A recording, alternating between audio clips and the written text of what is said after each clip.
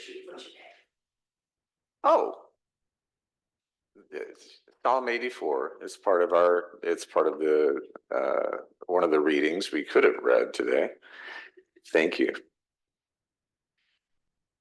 Several years ago, my little sister Kathy mailed me a thick envelope full of photographs from my childhood. These pictures are from a big box of family photos my siblings discovered after our father had died 13 years ago. So Kathy very kindly went through the box and she sorted things out. I've got 4 siblings, including me, into 4 stacks, and she sent me and my brothers each a collection of pictures. And I hadn't seen these images in years, maybe decades, and a lot of them were black and white photos. They were representations of who I was. I began to wonder if they still represented who I am. There was one of me wearing a football uniform, another me in my little league uniform and with my team. There was one where I was dressed up like some kind of Native American warrior chief with a feather headdress. I don't know why. I guess it was a Halloween costume or something. Times change. And in a few pictures, I was wearing a scratchy wool suit and tie with my hair plastered down, because in those days, that's just what 6-year-old kids wore on special occasions and to church. It's a funny feeling to see yourself like that after so many years, to see all those different ways you were represented to the world. And looking at those images, I wondered, who was that kid really? And am I the same person now? What was my identity then compared to now? I looked like I was having fun, except for that scratchy suit and tie. I remember that well. That was never fun. Over the years, I have had lots of conversations with people, both complete strangers and people who know me. No problem with religion. Sometimes they will tiptoe around the topic because they know I'm a minister, and they've been polite enough to avoid conversations they think might be uncomfortable. But sometimes, other times, they do not know one bit. Now, they may have met me for the first time and have asked me, "What do you do for a living?" And when I say I'm a minister, they're off to the races. They might say, and I've heard this before, that religion and Christianity in particular is a bunch of nonsense. And they cannot understand how or why anyone could ever believe such a thing. Now, whether or not they feel like they know me, they're not always sure what to make of me. So I listen to what they have to say. It's important for me to hear them out and to understand where they're coming from. And I've learned some things from these conversations, not only about what those particular people think, but what a lot of people think Christianity represents. Broadly speaking, what I've heard is that Christianity is a narrow-minded, misogynist, homophobic belief system bent on imposing those ideas onto everyone else for their own good. So it can surprise them when it's my turn to speak that I agree with plenty of what they're saying. However, they can be shocked to learn that the stuff that makes them angry about religion and Christianity in particular does not apply to what I happen to believe or preach. I tell them that what they are upset about does not represent who I am or who the members of my church are. I'll point out that their understanding, their image of Christianity honestly sounds a little black and white, and that they're mistakenly lumping me and us together with a certain segment of Christianity, and that it's incorrect to assume that all Christians think alike, believe alike, and behave alike. There are many examples of those differences among Christians that I might name. For instance, I'll say that I think God loves and accepts LGBTQ people just as much as anyone else, and that some of us attending a Pride festival together this very weekend, well, that's one way that we witness to that welcoming belief. Or I might say that I believe that many stories in the Bible were not intended to be taken literally, but fall into the category of mythology and allegory. Or that I think that the point of having faith in the first place is to know that our purpose in life is to love and help other people in this life. And while we may believe in a place called heaven, we really don't spend too much time worrying about who goes there or who doesn't. And we certainly don't use heaven or hell as a kind of threat on the one hand or as a rationale on the other to believe in anything. I'll even say that in our culture and many churches, Christianity can indeed sound very exclusive, and that Christians can sometimes claim they have the one and only way to gain access or to be in communion with God. And that claim can appear even to be backed up by things in the Bible, like Jesus saying that the only way to the Father is through him. Our passage today repeats that concept in a way, and it's an idea that honestly makes a lot of people uncomfortable, including some of us, I know. It's rather cringy, I've heard people say. And it's a point of contention. It makes many others reject Christianity altogether because it is so exclusive. And because it apparently consigns non-Christians to spend eternity doing the backstroke in the lake of fire. So I'll share with those folks who I'm having that kind of conversation with what I have come to understand about all that. That Jesus may have said that, but it's so often taken out of context to prove what the person who's reading it already believes. But the truth is, we can just as easily read that statement not as an exclusive thing, but as a universally inclusive statement. If we understand that Jesus is representing the way to be in harmony with God. In other words, what Jesus represents is the forgiving, accepting, and self-giving nature of the holy, and how we are meant to live, to have full lives of hope, joy, peace, love, meaning, and purpose. So that is the way to God, and as Jesus puts it, and he embodies that way. He represents that way. But how that way is represented can vary a lot, and how it's understood by people can vary a lot based on the person seeking oneness with God and when that person existed historically and where in the world they lived, because of course, historically and geographically and socially, the great majority of the world's human population never even heard of Jesus. Does that mean they're all doomed for eternity through no fault of their own? Of course not. That is absurd. Why would a loving God ever design some kind of punitive system like that? And that's not what Jesus is claiming when he says he's the only way, I don't believe. He is saying that he represents that way. He embodies that way. And by studying and pursuing his life and his teachings, you and I embrace and we represent that way ourselves. And because of that, we call ourselves Christians. Because the universal and timeless essence of what Jesus represents, that transcends place or time or culture, a way of being where you love your neighbor as yourself and practice self-sacrifice and gentleness and kindness, doing good for the sake of doing good, being a peacemaker, working for justice. Those ways of being are indeed the way to be in harmony with God and to understand what it means to truly live. And there is nothing exclusive about that. It is universal. It embraces everyone across the span of time, place, and culture. Jesus and all he represents excludes no one, but includes everyone. At least that's what I think. Now, for many people, hearing all that can come as a bit of a shock, especially coming from a minister. And it even surprises me when I think about those old images, those pictures of myself as a little kid.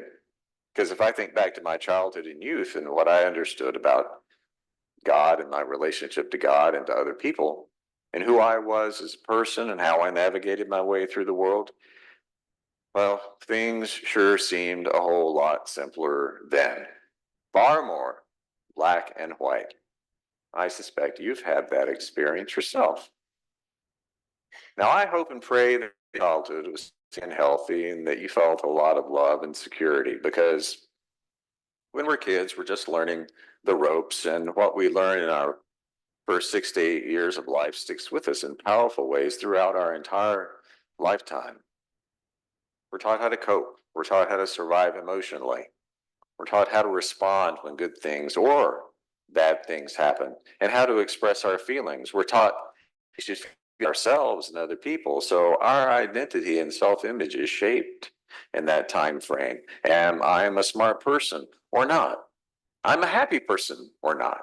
Life is a struggle or not. People can be trusted or not. I am valuable and worthy or not. Those are the lessons we learn, and those are the core beliefs about ourselves that have incredible staying power. And whether you grew up in a religious family or not, by virtue of growing up in this particular culture and in this particular time where Christianity is the default faith system and is woven into the fabric of things, you could not escape some impression of the nature and character of God.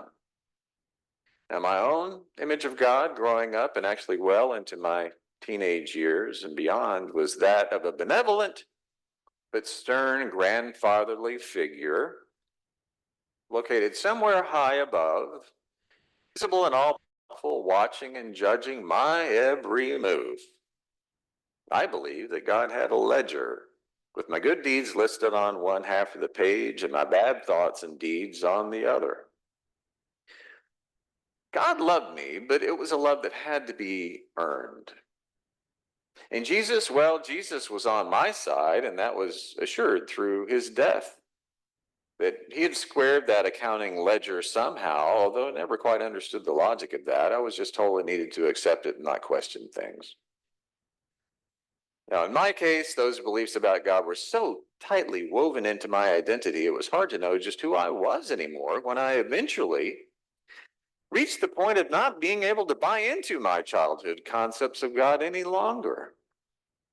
And that age, whenever it arrives for you, is often the point when a lot of people give up on religion altogether and they find a lot about it to criticize.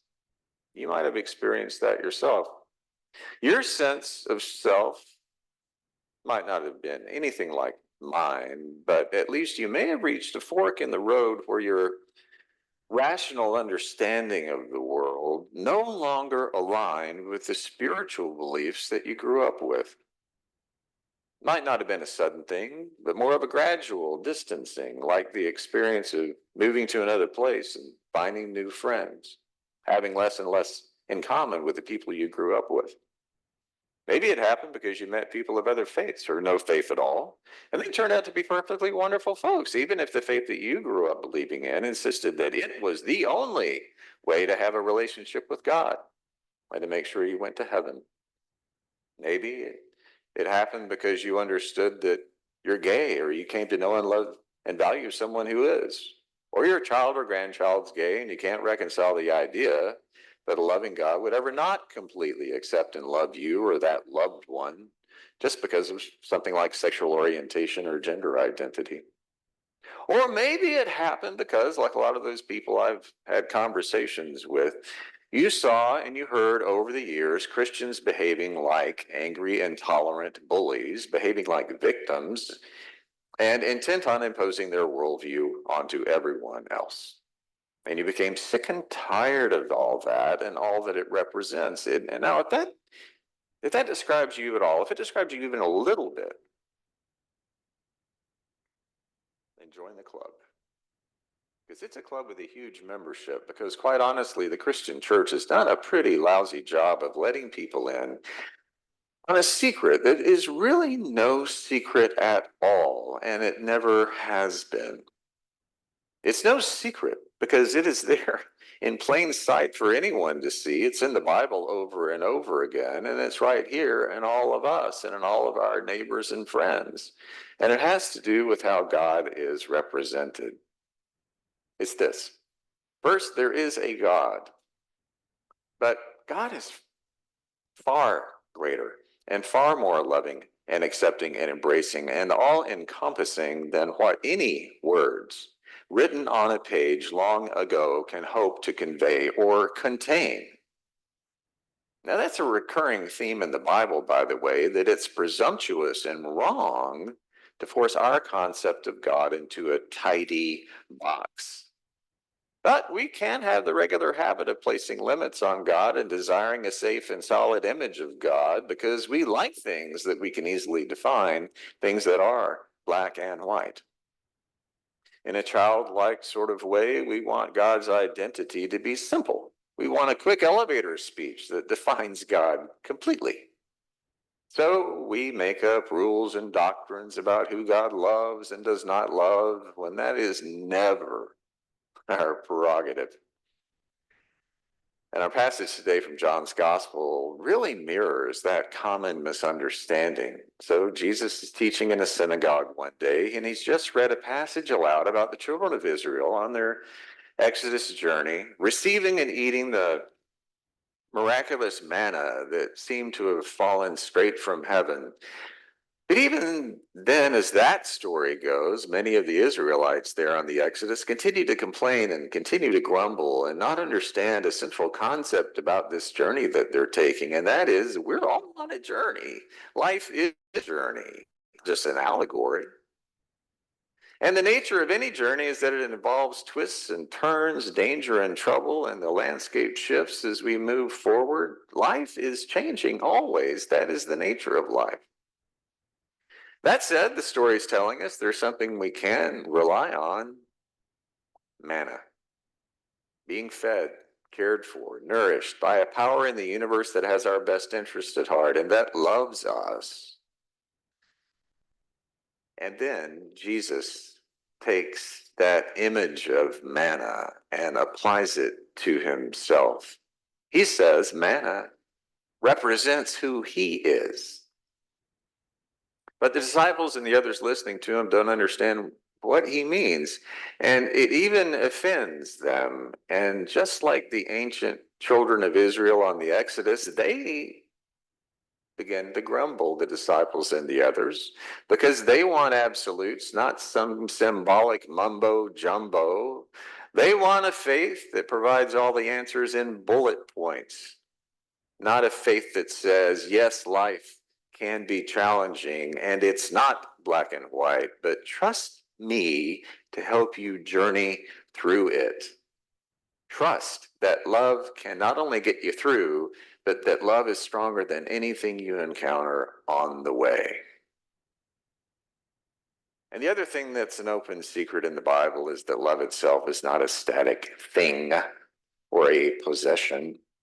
Love is never a black and white, inert substance. Love is what God created and invests in each of us for the purpose of giving it away. Love is always on the move, with us throughout our lives, no matter how we grow or change. And sharing it means that we recognize that presence of love in each other. And of course, Jesus represents that love in a huge way. Love is the manifestation of God, the true identity of God. Love is how we see and know God and discover harmony with God, not as some old judgmental figure perched up on a cloud, but as forgiveness and laughter and serving others and striving for justice and making peace and being courageous and being present and offering hope and living in joy. So if you ever come across an old forgotten image of yourself and compare it to who you are today, and if you ever wonder who you are, don't worry too much about that. Whoever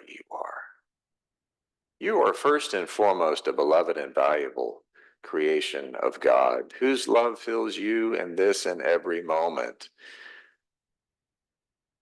Life is not black and white, and we are not black and white. We are a complex yet beautiful technicolor rainbow of light and love that is perfect just the way we are.